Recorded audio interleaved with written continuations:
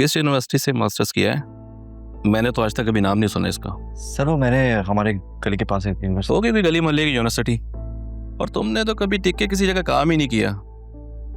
पहली जॉब 4 महीने में छोड़ दी, दूसरी 3 महीने में छोड़ दी। काम में दिल नहीं लगता। सर एक्चुअली वो जो मेरी प्रीवियस जॉब थी ना, तुम जेंजिस का ना यही एक मसला है, काम के अलावा हर चीज पे दिल लगता है। तुम्हें पता है हम अपनी जवानी में बहुत जिम्मेदार थे। सुबह से लेकर रात तक ऑफिस बैठे रहते थे। जब तक बॉस ना चला जाए हमारी मिजा लेके हम लोग उड़िए। और एक बात तो मैं बता दूं, तुम्हारे वालिद से मेरी बहुत अच्छी बातचीत है, इसलिए मैंने तुम्हें इंटरव्यू पे बुला लिया है। वरना तुम्हारा जॉब एक्सपीरियंस और एजुकेशन बहुत ही वाजिबी सा है। तुम्हारे जैसे लड़के हमारी कंपनी में नहीं चल सकते।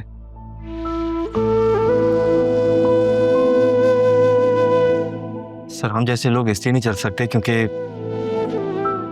आप जैसे हस्दे जो यहाँ मौजूद है, जो मर भी जाए ना तो ये जगह नहीं छोड़ेंगे।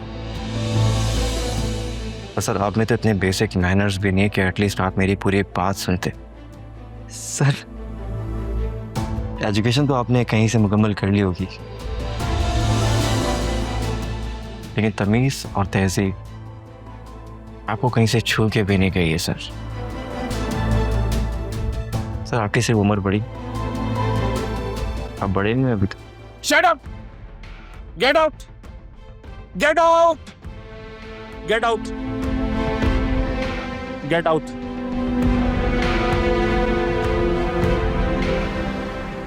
तुम उससे मिलने गई थी ना, क्या बात हुई उससे? हाँ गई तो थी, वो नहीं मानी। तुमने सही से बात नहीं की होगी ना यार Junaira. Akram please, I think it's time to just close this chapter. तुम क्या पागल हो गई हो? कैसी बातें कर रही हो? तुम जानती हो ना मैं उसके बगैर नहीं रह सकता, वो मेरी जिंदगी है। तो फिर क्यों बोल रही हो सब? और तुम्हारी आंखों में साफ लिखा हुआ है, तुम मुझसे कुछ छुपा रही हो यार। प्लीज बताओ जुनैरा यार। अकरम, ये तुम सिद्दीकी साहब से क्या बदतमीजी करके आए हो? मैंने कोई गलत बात नहीं की उनसे, उल्टा वही मुझे। हाँ तो सुन लेते ना। जॉब की जरूरत तुम्हें है, उन्हें नहीं। इतने इज्जतदार आदमी हैं वो, और बड़ों से कोई ऐसी बात करते हैं?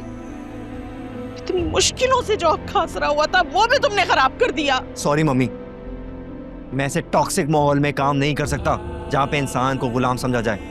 और आपको नहीं पता उन्होंने मुझे क्या क्या बातें सुनाई हैं। नौकरी गुलामी ही होती है, ऐसे बिठा के कोई पैसे नहीं दे देता।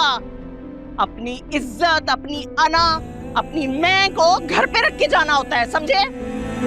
अगर ऐसा है ना मम्मी, तो मुझे गुलामी मंजूर नहीं है। मैं ऐसे माहौल में और ऐसे लोगों के साथ काम नहीं कर सकता। तुम्हारे बाप के पास तो कोई कानून का खजाना है ना, जो तुम लोगों को बैठ के खिलाएगा। इतनी जवान औलाद हो गई है, अभी तक समझ नहीं रही है।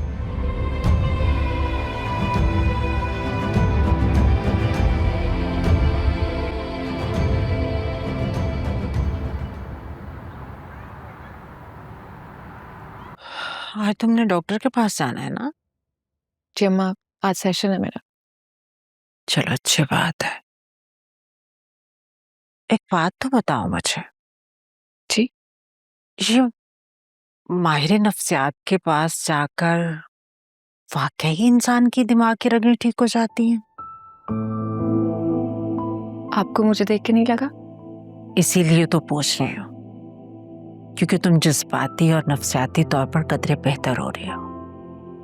काफी तहम्मुल आ गया तुम्हारे मिजाज में। जी अम्मा, डॉक्टर से मिलने के बाद मुझे एहसास हुआ गलती मेरी नहीं थी। गलत होने का एहसास, बच्चा खो देने का सदमा, गलत होने का बोझ मिलकर मुझे मार रहे थे। गलती मेरी थी। अगर ये मुंह बंद रखो ना तो 100% कह रही हूँ, एक दिन में ही तुम्हारी तबीयत ठीक हो जाएगी। अम्मा, ऐसा सिर्फ फिल्मों ड्रामों में होता है। रियल लाइफ में चीजें मजीद खराब हो जाती। तुम्हारी मन तक तुम ही समझो। मैं तो एक और बात सोच रही हूँ। तुम्हारा खुला का केस अदालत में है। मैं सोच रही हूँ लोगों को इधर उधर से पता चले, खुद ही पता। हालात का सामना करना मुझे आ गया है। ठीक है, जो भी होगा मिलकर सामना करेंगे। मैं तुम्हारी वजह से परेशान थी कि मेरी बेटी लोगों की बातों की वजह से मजीद दुखी ना हो जाए। अपने बारे में सुनकर दुख तो होता है, लेकिन कोई बात नहीं। सच का सामना करना वक्त की जरूरत है।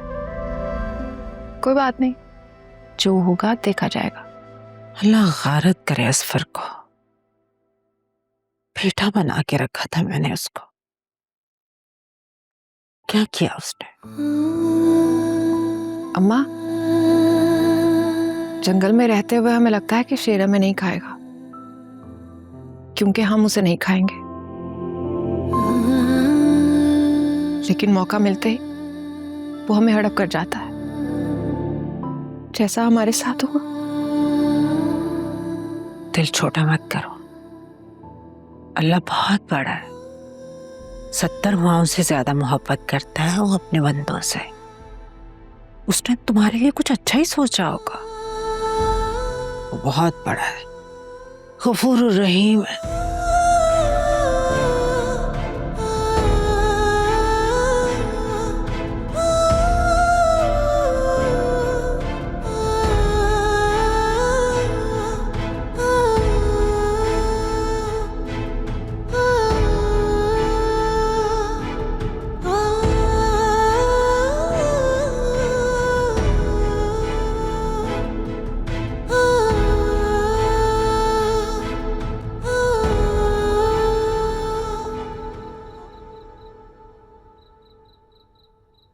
सुनो, मेरे आने के बाद सब ठीक रहा ना? मुझे तुम्हारी बहुत फिक्र है। वो सुल्तान बहुत घटिया आदमी है, कहीं वो तुम्हें वापस से हर्ट करने की कोशिश ना करे। हाँ जुनेरा, सब ठीक है। वो बस हमें डरा रहा है। तुम बस किसी से इस बात का जिक्र मत करना, स्पेशली अकरम से। वो बहुत इमोशनल हो जाएगा।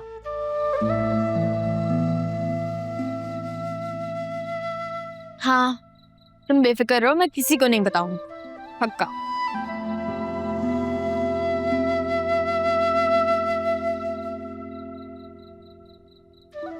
हाँ, तुम बेफिक्र रहो, मैं किसी को नहीं बताऊंगी।